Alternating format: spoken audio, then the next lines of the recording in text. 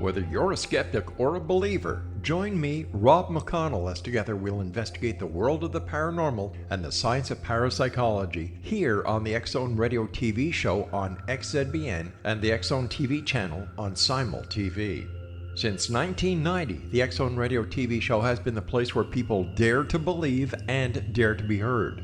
Together, we'll investigate UFOs, aliens, ghosts, Bigfoot, psychic phenomena, lake monsters, conspiracy theories, government cover-ups, the truth embargo, alien abductions, ESP, haunted locations from around the world, and so much more. With over 28 years of broadcasting and more than 4,500 individual guests, the X-Zone is truly a place where fact is fiction and fiction is reality, as evidenced by the credibility, integrity, and professionalism of the guests that we bring to our international audience. If you have seen a UFO, had a close encounter, seen a ghost, Bigfoot, lake monster, or a story that you would like to share or have investigated, contact me, Rob McConnell, by sending me your email to xzone@xzoneradiotv.com, or you can call toll-free 1-800-610-7035, extension 143, and on Skype, X-Zone Radio TV. For more information on the X-Zone Radio TV show with yours truly, Rob McConnell, visit www.xzoneradiotv.com or www.xzonetvchannel.com or simultv.com and xzbn.net. Until next we meet here in the X-Zone from our broadcast center and studios in Hamilton, Ontario, Canada, always remember, X-Zone Nation, keep your eyes to the sky and your heart in the light.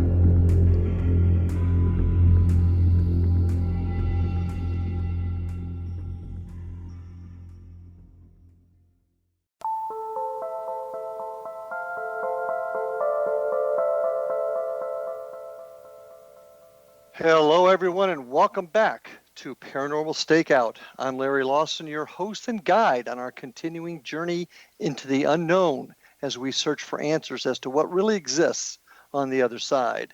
And as always, I'm coming to you from the headquarters of the X-Zone Radio and Television Broadcast Network in Hamilton, Ontario, Canada. And I'm speaking to you from the studios of the Southern Command Post of the X-Zone Nation in beautiful Vero Beach and Fellsmere, Florida. As I said, it's great to be back. I've just come back from a period of time across the pond. Yes, I was in England and experiencing some things over there, and it wasn't just the beer, I might add, but it was quite a trip, probably worthy of a show of itself in the not-too-distant future. I want to give a shout-out to my sister Linda Campbell and my niece Paige Kimberly for taking good care of my son Ryan and I while we were there, as well as my good friend Chris Huff, paranormal investigator extraordinaire out of Durham in the UK. But tonight, folks, I'm really anxious to introduce to you my guest, Mr. Eric Vanderlaan of War Party Paranormal, a group I think very highly of down in West Palm Beach, Florida. Eric Vanderlaan was born on the island of Oahu in Hawaii, but has lived in South Florida since he was 8 years old. He's been investigating the paranormal for the past 8 years, and has always had an interest in both the paranormal and history of South Florida. It all started when he was on a ghost tour and caught certain anomalies that he could not explain, and that's what kicked off his investigation career. He has continued to investigate on his own until he joined PRISM Paranormal 5 years ago, and during those 5 years, Eric has learned from some of the best paranormal investigators in the business. He has experience in finding haunted locations and help operating paranormal events. Eric also has media experience, and he's made television appearances on Telemundo, Univision, and America TV. His specialty is working with the technological aspect and the use of equipment to verify scientific anomalies that are present either on video or audio during a paranormal investigation. Eric, welcome to Paranormal Stakeout, my friend. Oh, thank you, Larry. Thanks for inviting me. Well, you're down in the South End. A lot of folks don't realize not only the history of the South End of Florida, but also the paranormal history. And you've been down there for quite a while now. Tell us a little bit about yourself and how you got into the field. Well, pretty much I was a paranormal fan like everyone else, watching the shows on TV.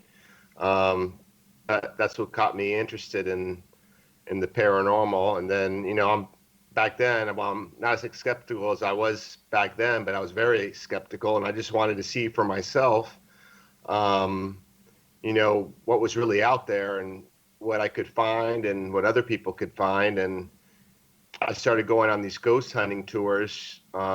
Actually started down, in Key West and St. Augustine, and I didn't have much. I just had my camera and started getting, weird things on there that I couldn't explain. And then one day I went down to the Deering Estate in Miami. The paranormal group over there called PRISM Paranormal, run by David Pierce Rodriguez, was running an event there. And after the event, I pretty much approached him and told him I want to go on a real investigation, and I'll do anything. I'll carry equipment, do whatever I have to do. And before I know it, I'm doing paranormal events, making TV appearances. And we were doing events down in Miami at some historical locations, and got to, witness some things I couldn't explain.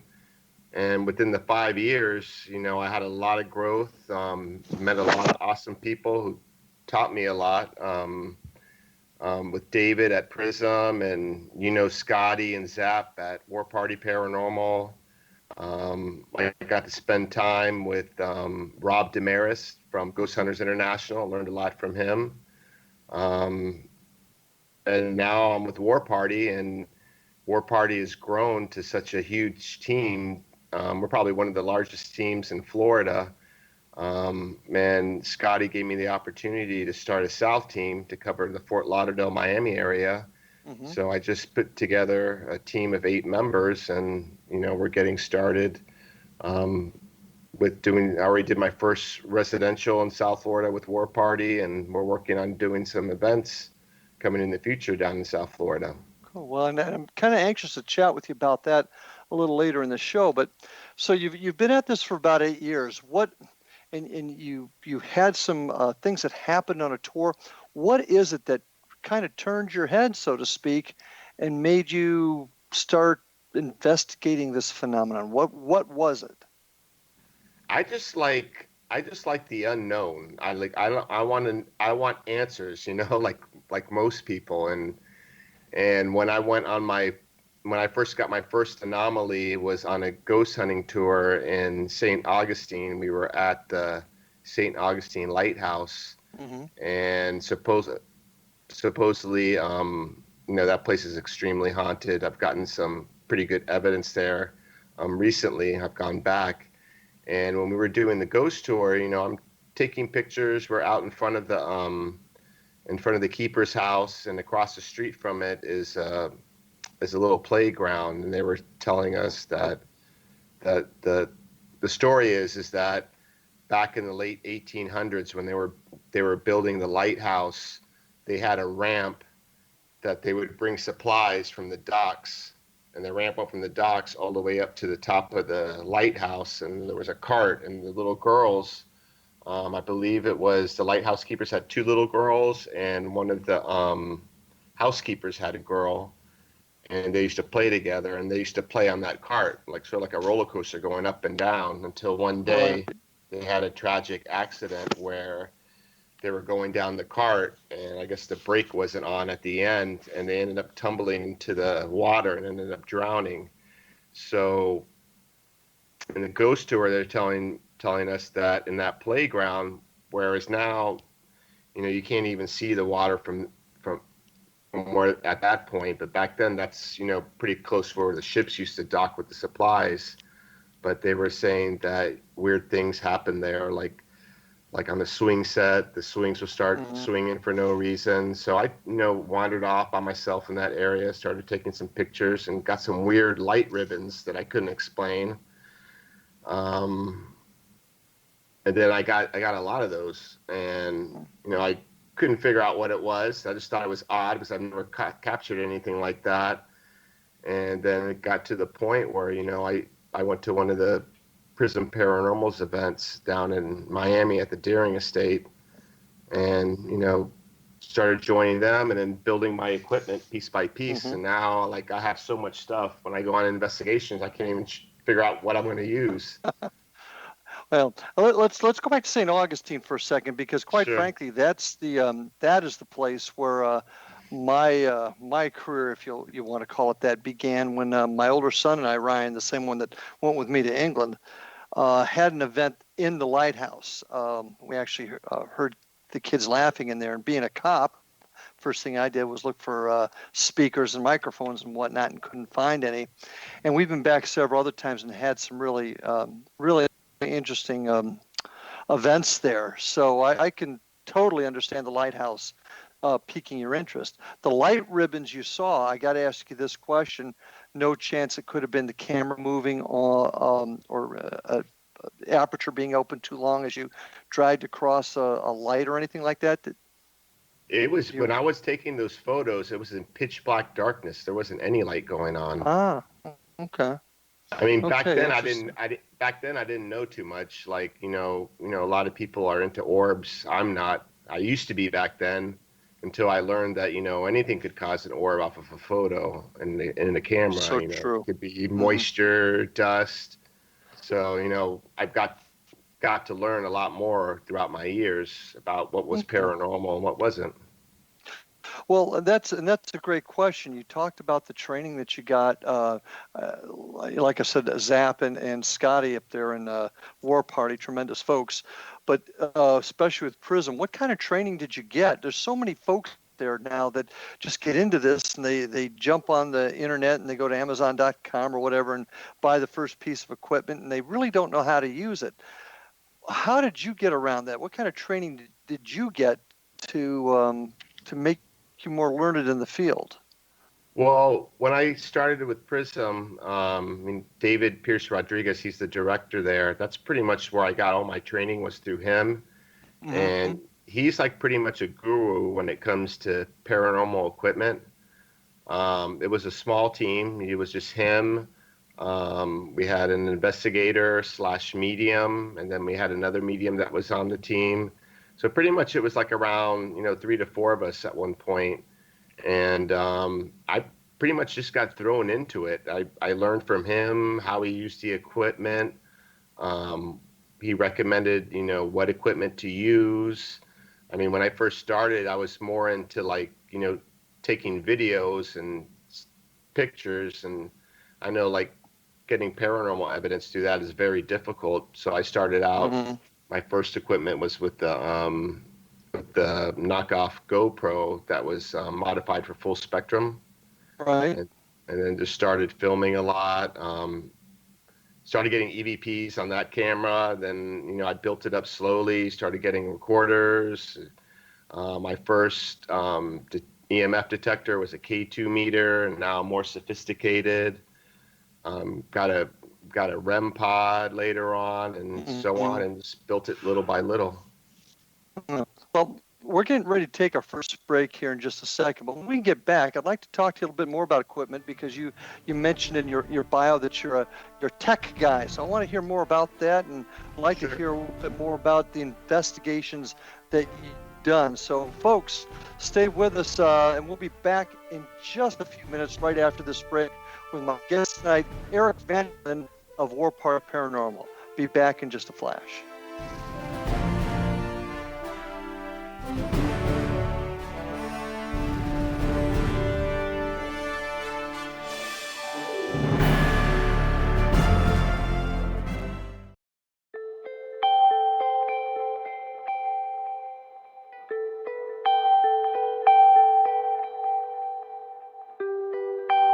It's hard to listen to the news without realizing we're living in volatile, unprecedented times.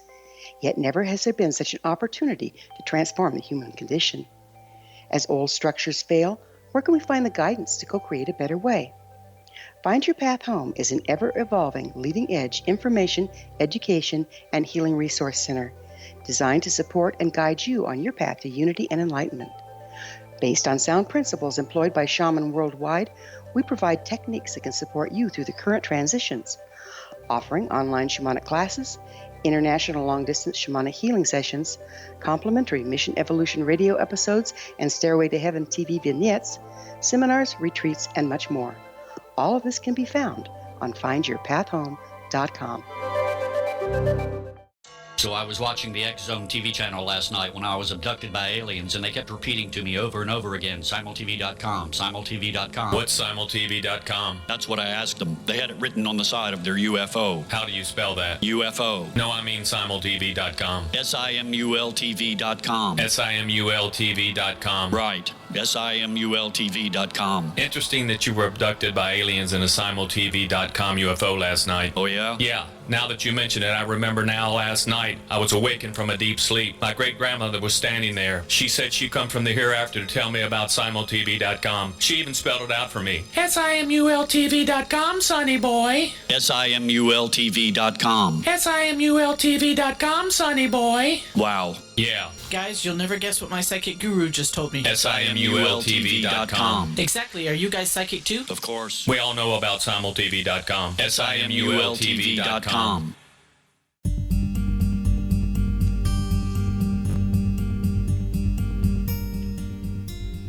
And we are back on Paranormal Stakeout with my guest tonight, Eric Vanderlaan of War Party Paranormal out of West Palm Beach, Florida. Eric's running the South End team for War Party Paranormal, covering the Fort Lauderdale, Miami area. So, Eric, just before we went on the break, you were talking a little bit about how you got into the field and your mentors, so to speak. But now that you've been doing this for a few years, you've been investigating on your own, correct? That's correct. That's how I started. Well, tell us a little bit about your first real experience. I know you mentioned that you kind of got your interest peaked in St. Augustine. I can certainly understand that. But talk to me about your investigations. Any amazing things happen there to you? Anything that's really caught you off guard, scared you, for lack of a better word?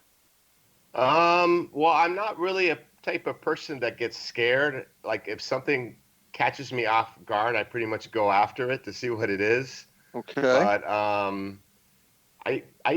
I did, like, I don't know how many investigations when I first started at the Deering Estate, and it's one of the most haunted places in Miami. Tell us about the Deering Estate. What is the Deering Estate? Well, the Deering Estate, it originally started as the town of Cutler, when the settlers started coming into Miami and developing Miami. And the town of Cutler is just, I don't know, maybe like a 20-minute drive south of downtown Miami. And basically what it was is the way the settlers arrived there was by boat. And it was a little town. They had a hotel there called the Richmond Cottage, which expanded throughout the years. And once Henry Flagler built the railroad train down to Key West, he built it further out west, and everyone thought he would build it along the coastline, but that was prime property and no one wanted that. So once the railroad was built, which was back in the early 1900s, late 1800s, the town was abandoned. And then Charles Deering, he ended up buying the property and ended up living in the Richmond Cottage while he was building his mansion, which was Stone Mansion. And even before that, I mean, the history goes back to the days of the Tequesta Indians. There's an Indian burial mound that's there that dates back over 300 years old. The University of Miami archaeological team has been digging there. They found a woolly mammoth, a saber-toothed tiger, and just recently they found, I don't know, maybe like a couple 1,000-year-old Indian little girls that were buried there. So they're digging again. Interesting. So it's rich with, like, Native American history and, going all the way through Charles Deering when he was living there. So supposedly on the property, we've gotten evidence of Native Americans. I've gotten EVP there by the burial mound. And we've gotten evidence of Charles Deering and his wife, Marion Deering. We got EVPs of them. How were you able to identify them in the EVP? Well, by asking questions, Hmm. and then answering the questions intelligently, pretty much confirming who they were. Okay. Not by actually. Well, we've gotten a couple EVPs where we've gotten Charles, but just like asking questions that related to their lives there, we pretty much narrowed it down that that could have been them. Even before he lived there, we've gotten activity of I'm thinking maybe people who used to stay at the Richmond Cottage when it was the town of Cutler. We've gotten a Mhm. lot of EVPs of a little boy that seems like he's stuck there.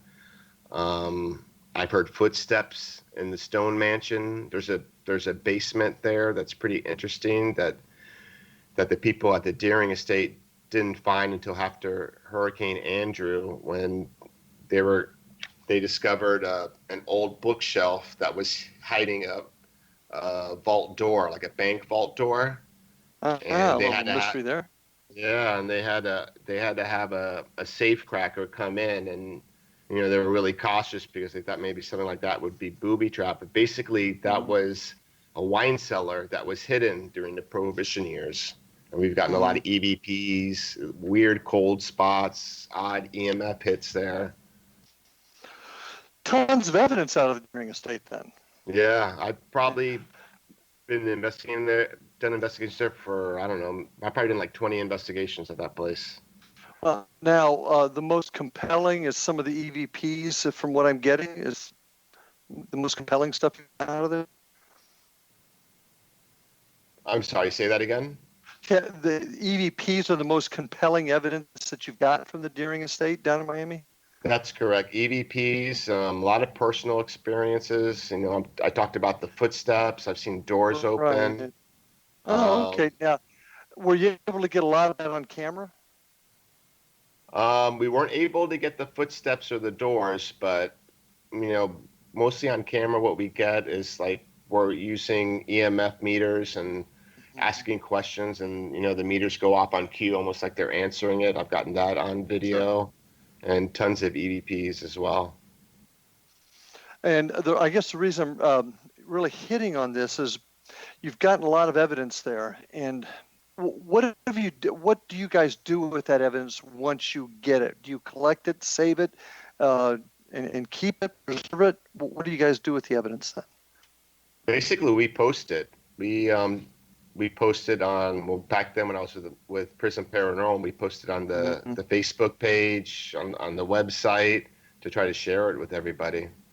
Mm-hmm. Um, One of the things that I'm very, very focused in on is the collection and preservation of the evidence, so that and sharing it obviously with others, because I think that's something we don't do enough in this field, but also keeping it so that we can examine it and compare it to other evidence that maybe investigators that came down there and did an investigation themselves in the Deering Estate, or perhaps even did it in another place, yet the comparison of the evidence could provide a link to the phenomenon, if that makes sense. Well, that is Yes. correct, because between our events, we would invite other teams to come investigate us, Mhm. just us alone. And it's funny because we got similar EVPs of the people that used to stay there. Mhm. Ah, okay. Have you been able to identify, for example, have you gotten any names that you've been able to go back and historically verify that were there? In other words, have you got a name Well, on an EVP that you've been able to compare with right. uh, an actual event in the past? Well, the hard part was back when it was the town of Cutler, there wasn't much records of it, so it was kind of hard to verify who that person was. I know we've gotten.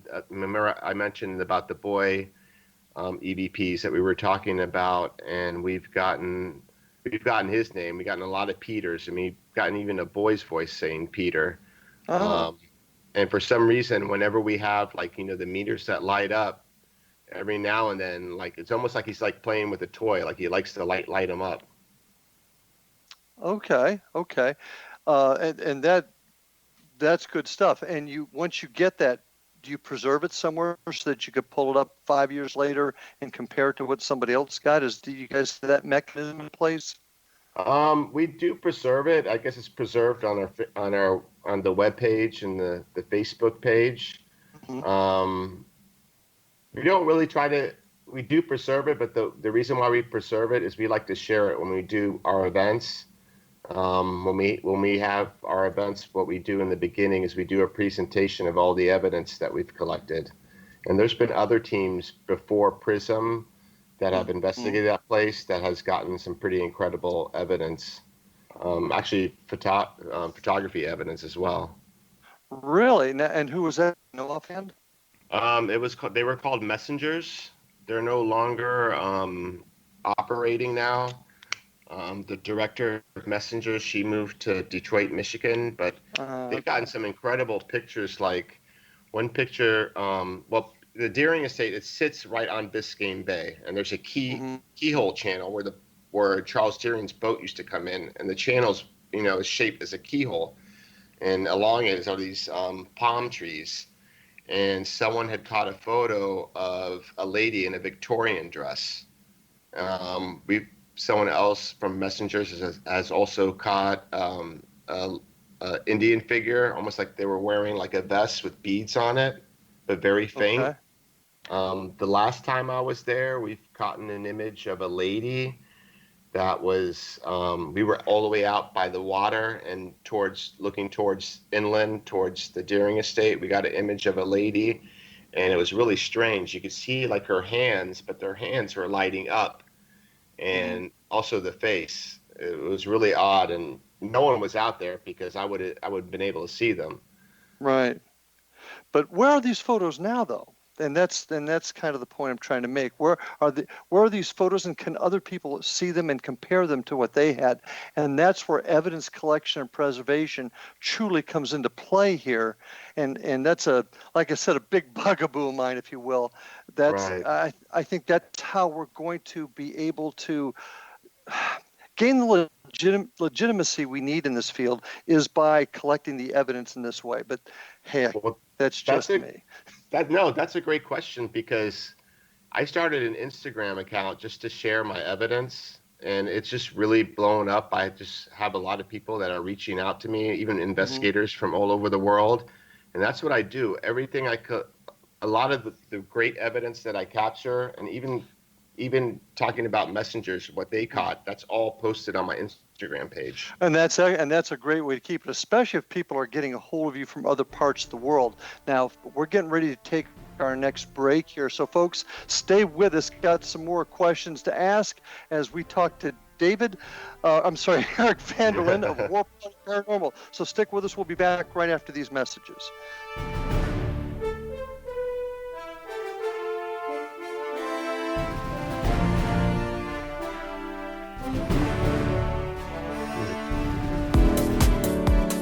How would your life change if you could develop the business and personal skills that you need in order to make more money? Do you want to learn how to achieve your big life goals faster?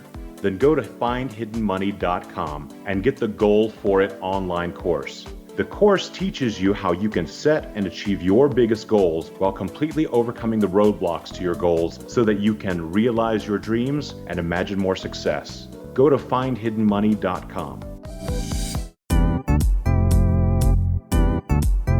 Memorable dynamic presentations are a not-so-secret weapon in the business world. Do you have a powerful message that must be shared, but you haven't found a way to deliver that message? Do you want to be known as a top public speaker who gets amazing results? Are you ready to create and deliver your powerful message? Thomas Hides can help you create and deliver your speech to get the results you desire. Visit iconquality.com. Did you expect your business to flourish, but instead it plateaued or didn't get off the ground yet? Would you like to achieve massive goals and discover new sources of income within your business? When you're ready to experience that type of success with fast results, Cindy Hendricks is the business coach for you. Her work with entrepreneurs and business owners has been life-changing. To get you and your business where you want to be, go to imaginemoresuccess.com. Has the fear of public speaking stalled your business or personal life? What would you give to develop and maintain supreme confidence? Have an invaluable private program to always perform at your best. Imagine how you would feel. You can have all that and so much more today with Thomas Hyde's life-changing course called Number One Fear Unleashed. Visit numberonefear.com and be liberated from your fear of public speaking.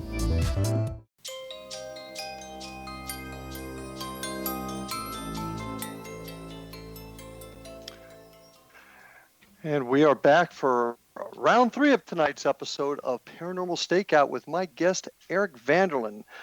Eric, just before the last break, we really started talking about your group and the evidence you've collected and what's been done with the evidence. And you brought up some good points about keeping stuff on your Instagram.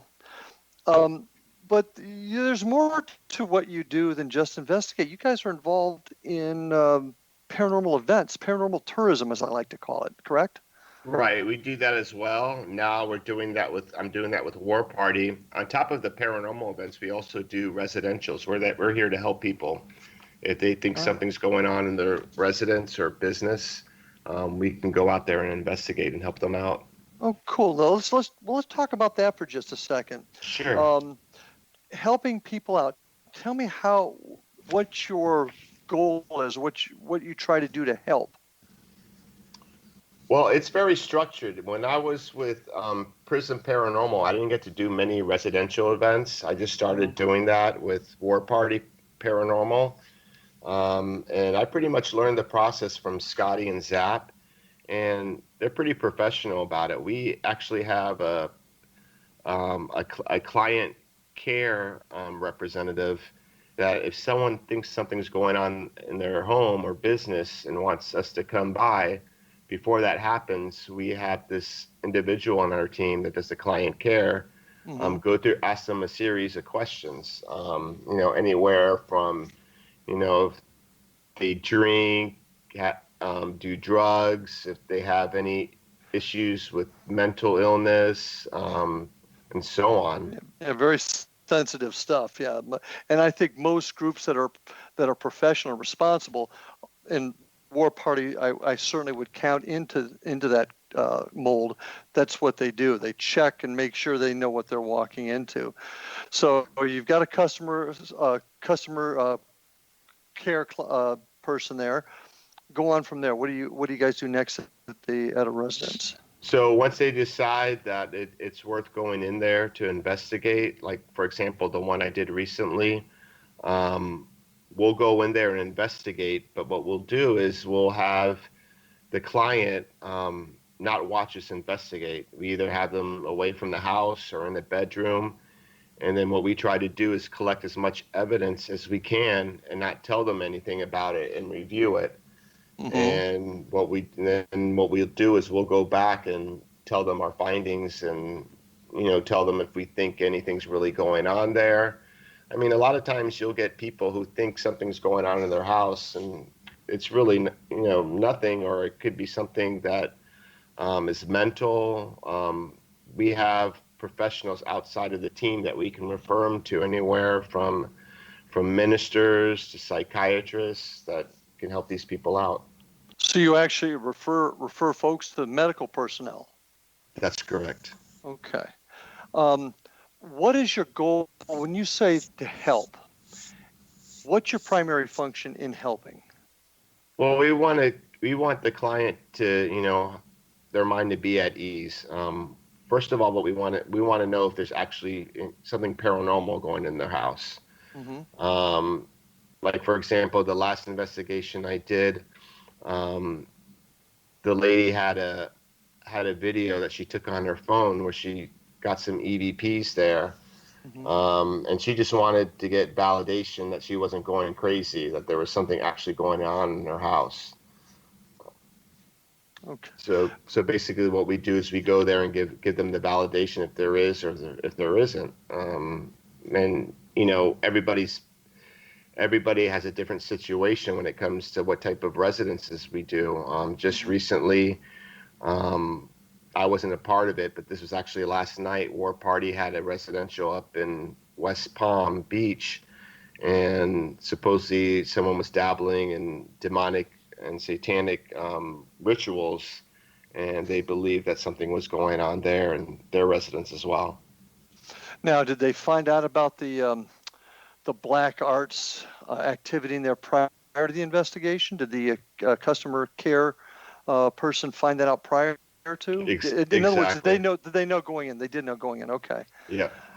Have you folks come across investigations where you were able to tell the client that there really isn't anything there? It's the heavy EMFs from I don't know, a transformer that's causing them to feel paranoid or experience certain things. Have you ever been able to debunk it and tell them, no, you're okay, there's nothing going on here? Oh yeah, definitely. Like for example, that one residence I was telling you about, she had a lot of high EMF going on in the guest bedroom and in the living room, and then there's a wall that separates those two rooms, and she had a router that was transmitting Wi-Fi that was pretty powerful, and that was emitting a high EMF.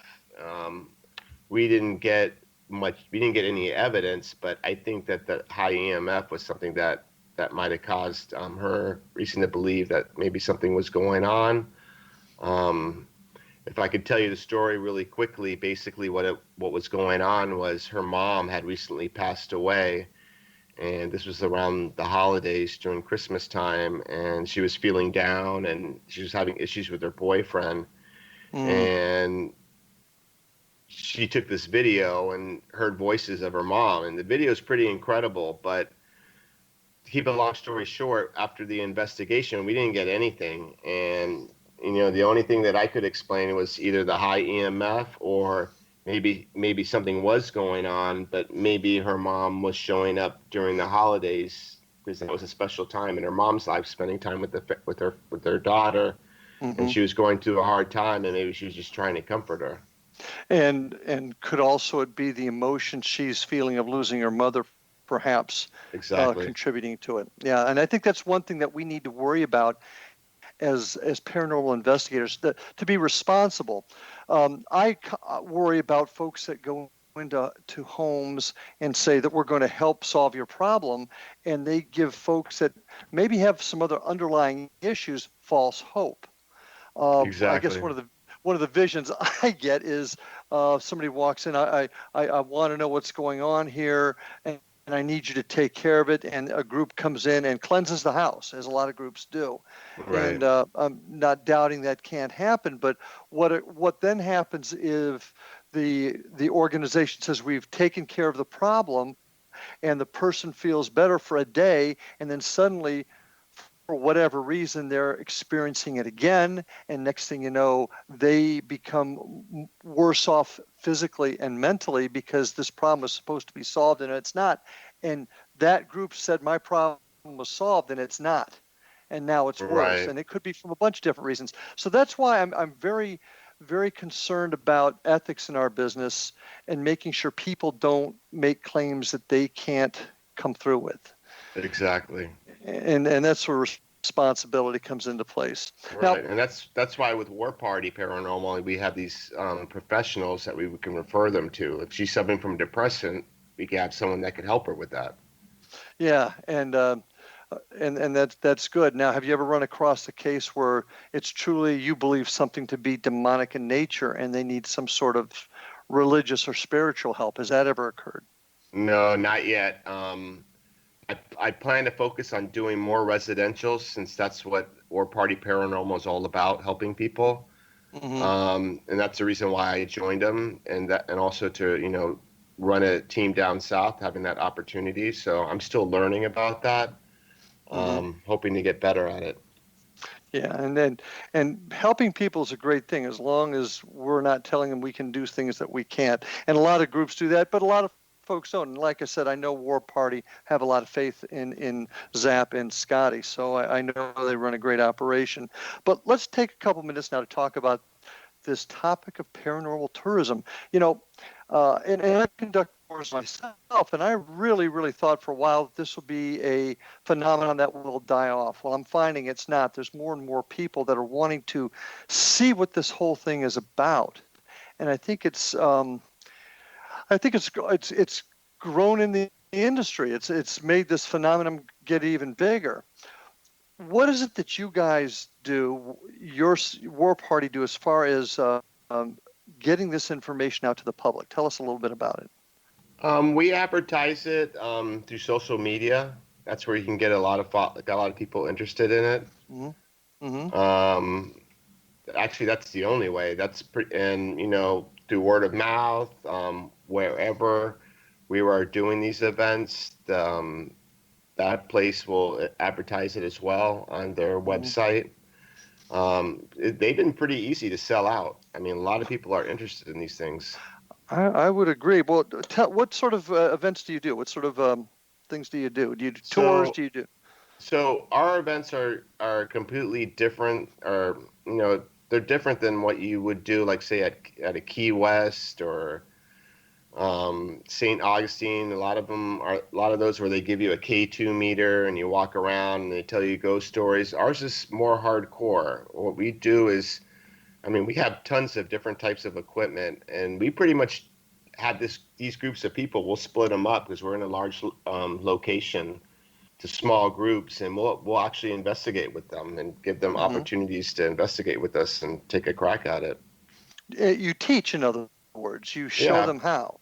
Exactly. Do you share the history with them also? Because I feel history is an important part of this. Yes, definitely. Yep. How do you intertwine the two? Well, basically, for example, we just started doing paranormal events at Yesteryear Village, which is in West Palm Beach. And Yesteryear Village has a collection of historical homes that were going to be demolished. Well, hang on just a second. Okay. I just looked at the clock. We're about ready to take our last break. When we get back, I want you to tell me and the audience about Yesteryear Village. It's a pretty cool place down in Palm Beach. So stay with us, folks. We'll be back in just a couple of minutes on Paranormal Stakeout with my guest, Eric Vanderlaan.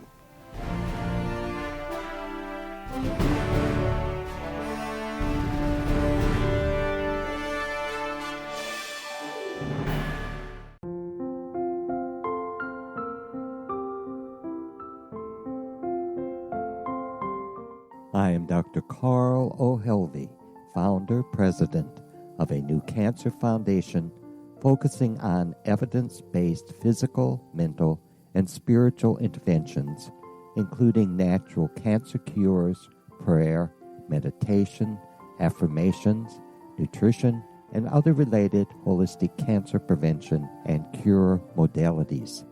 These are used in cancer education, research, and financing care. I ask for your help to continue this important work by donating at www.holisticcancerfoundation.com.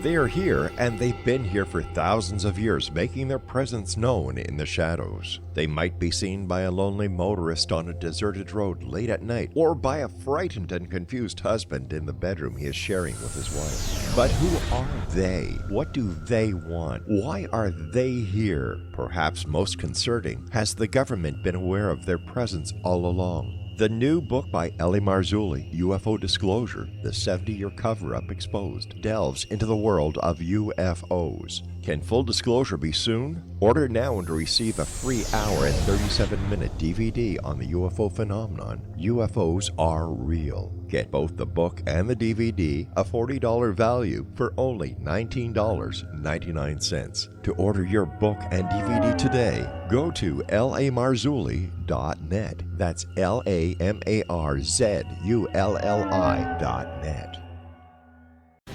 Christopher Fulton is a survivor of the national security state. All he wanted to do was preserve history when he acquired a Cartier watch from the estate of President Kennedy's personal secretary. But that simple act set off a terrible chain reaction. He was pursued by the U.S. Justice Department and the FBI, thrust into the middle of the U.S. government's Assassination Records Review Board, even monitored and pursued by the Russian government. All because that Cartier watch was the missing link of evidence, a timepiece worn by JFK that fateful day in Dallas, a link resulting in Christopher being incarcerated and attacked for 9 years years because he opened a hidden chapter in history. The intriguing journey outlined fully in Christopher Fulton's memoir, The Inheritance, is available now through TrineDay.com or Amazon.com. The Inheritance, Poisoned Fruit of JFK's Assassination by Christopher and Michelle Fulton is a must-read, an incredible tale of how easily our own government can overrule justice. The Inheritance, Poisoned Fruit of JFK's Assassination.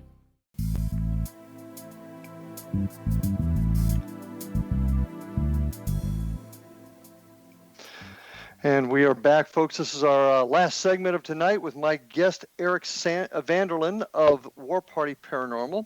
And you can check them out at www.warpartyparanormal.com. You can also catch them on Facebook and Instagram under Ghost Hunters of South Florida. So get on there and check out Eric and his team, and check out War Party out of West Palm Beach. Also want to make note of the great programming here on the X-Zone Radio and Television Broadcast Network. All the great shows, you can get to it by checking us out at www.xzbn.net. I'd also like you to visit me on my website, www.paranormalfbi.com, or on the show here at www.paranormalstakeout.com. So, Eric, as we finish this last segment together, you were talking about yesteryear. It's a village in West Palm, and it's one of the events that your organization puts on. Tell us a little bit more about it. What is Yesteryear Village? Well, Yesteryear Village has a collection of historical buildings. These were buildings that were spread out all over the West Palm Beach area. That were pretty much going to be demolished, but the folks at Yesteryear Village wanted to save the history and actually moved them over to this location and restored these buildings. The most famous building that's there is the Riddle House, which was featured on Ghost Adventures. Mm-hmm. It used to be the cemetery caretaker's home at a cemetery out east in West Palm Beach, and this place is really interesting. There must be like about at least 15 buildings. We investigate 5 of them, and we've gotten some pretty good activity there. Mm-hmm. Well, tell me about the events. You allow the public to come in. You guys basically guide them through the event? Right. So basically what we do is they have volunteers there. They know the history of all the buildings, and they're dressed up in, late 1800 period clothing, and we split everyone into groups and rotate them at each of these buildings. Mm-hmm. And the volunteers, they'll walk around and tell them the history of the place. And then once they enter the building, we have different groups of people with paranormal equipment in these buildings, and we do our investigation while they're there and try to gather evidence while they're there on the spot. And then by the time they walk into the building, the volunteers already explained the history of the place.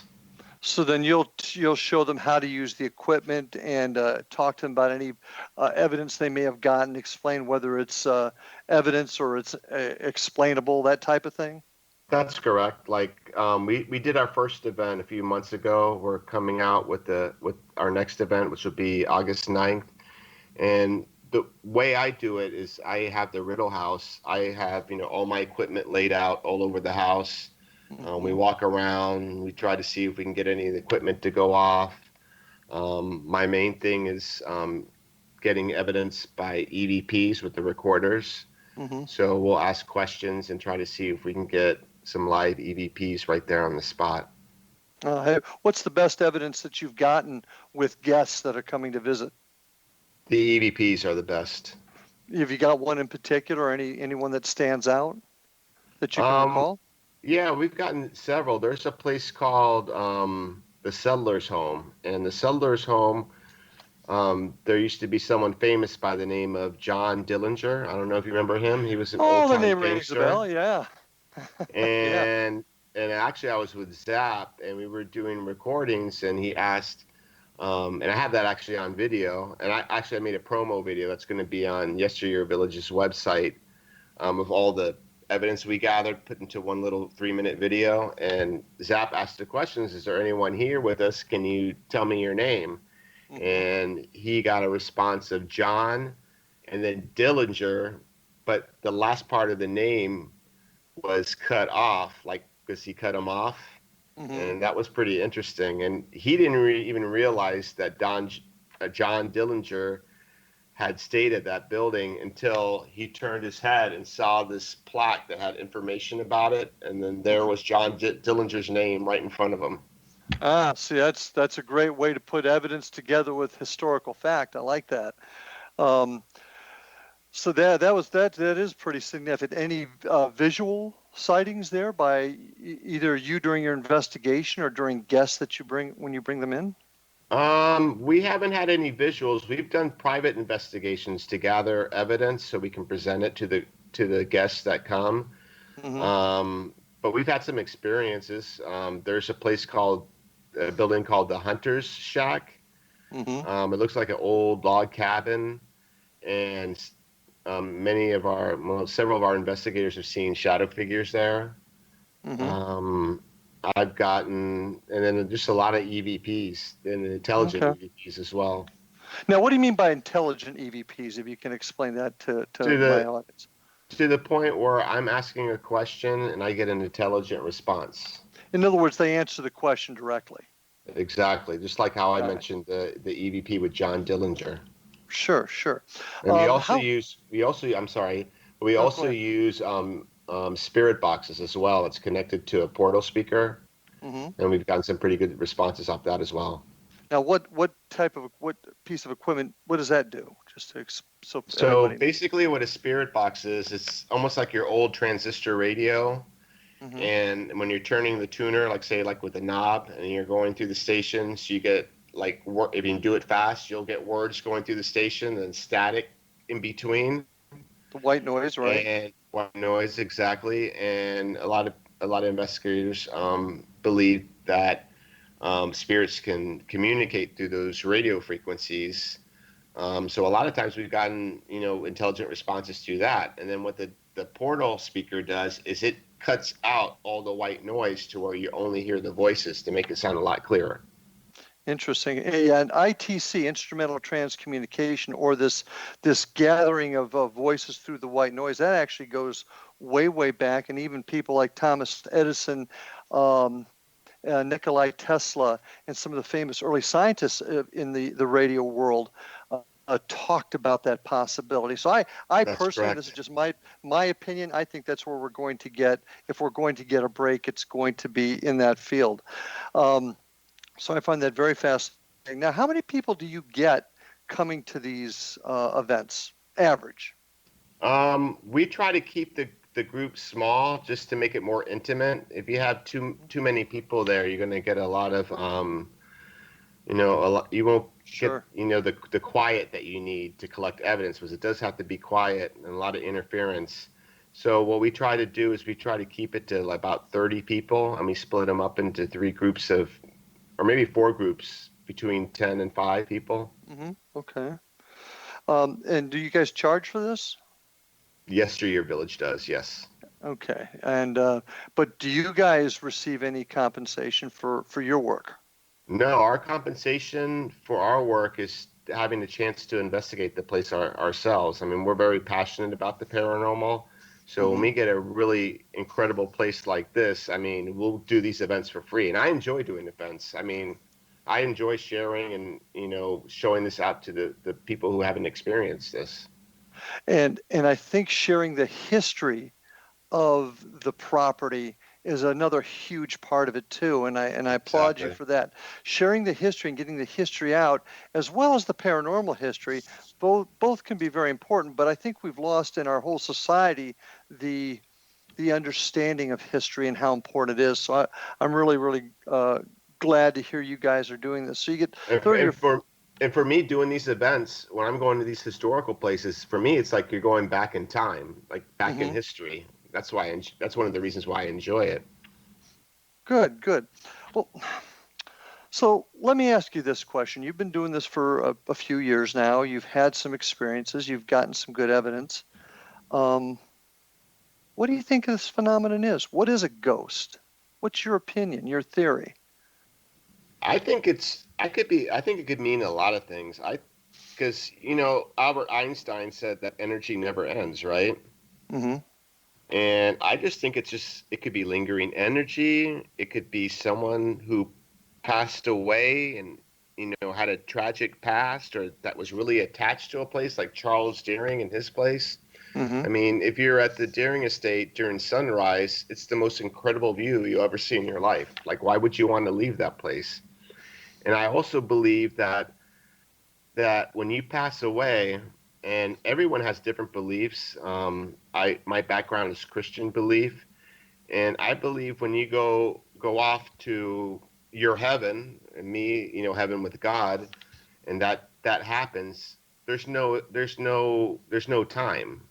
Mm-hmm. And I think that period when you pass away and reach the place where you're going to end up, since there's no time and we're in time, that could maybe take a matter of seconds for them, but for us, that could be one day, it could be 10 years, it could be 100 years, since time doesn't exist. That's my theory.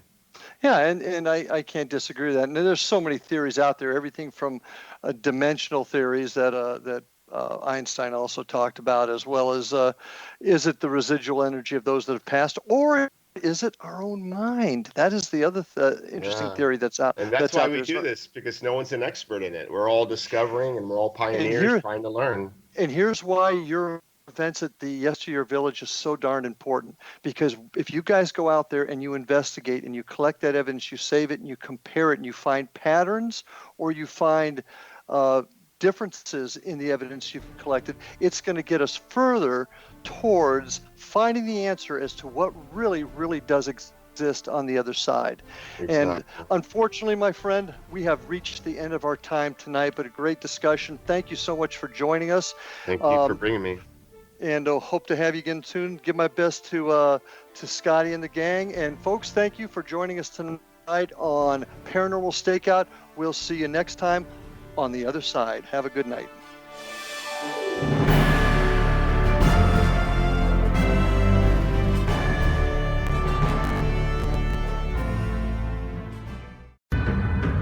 If you are looking for a safe, zero-calorie natural option to the harmful artificial sweeteners on the market today, Just Like Sugar is what you're looking for. Just Like Sugar is a wonderful natural alternative for those health-conscious people who choose a calorie-restricted diet with a great, pure, sweet flavor that tastes just like sugar. Just Like Sugar is a great natural option for people suffering from diabetes and may be useful in restricted diet programs where standard sugars are not allowed and does not cause a laxative effect of some other sweeteners. Just Like Sugar comprises a perfect blend of chicory root fiber, natural calcium, natural vitamin C, and Just Like Sugar's sweetness comes from the natural flavors from the peel of the orange. Just Like Sugar is a natural alternative to harmful artificial sweeteners and will change the way that you believe all natural sweetener products taste. Just Like Sugar is available at your local Whole Foods markets, Wild Oats markets, Henry's, Sun Harvest, and many other fine natural food stores in the U.S., Canada, and worldwide. They are here, and they've been here for thousands of years, making their presence known in the shadows. They might be seen by a lonely motorist on a deserted road late at night, or by a frightened and confused husband in the bedroom he is sharing with his wife. But who are they? What do they want? Why are they here? Perhaps most concerning, has the government been aware of their presence all along? The new book by Ellie Marzulli, UFO Disclosure, the 70-year cover-up exposed, delves into the world of UFOs. Can full disclosure be soon? Order now and receive a free hour and 37-minute DVD on the UFO phenomenon. UFOs are real. Get both the book and the DVD, a $40 value, for only $19.99. To order your book and DVD today, go to lamarzulli.net. That's LAMARZULLI.net. You have heard of the X Zone? Now watch it on Simul TV, plus 500 video games, live TV channels, free video on demand, worldwide, and more. Does this sound like tomorrow's television? Well, it is, but you can have it today, right now. It is Simul TV. Simul TV offers what the others only wish they could provide. 15 exclusive channels like X Zone, sci-fi, and horror. We are worldwide. No other provider offers that. 500 built-in video games. No need to have an extra expensive system. We have them included. Free video on demand. Live streaming events from around the world. Interactive online network and much more. Tomorrow's TV today. Simul TV. Sound too good to be true? Well, it's not. You can have Simul TV today. Sign up at simultv.com. Do it today.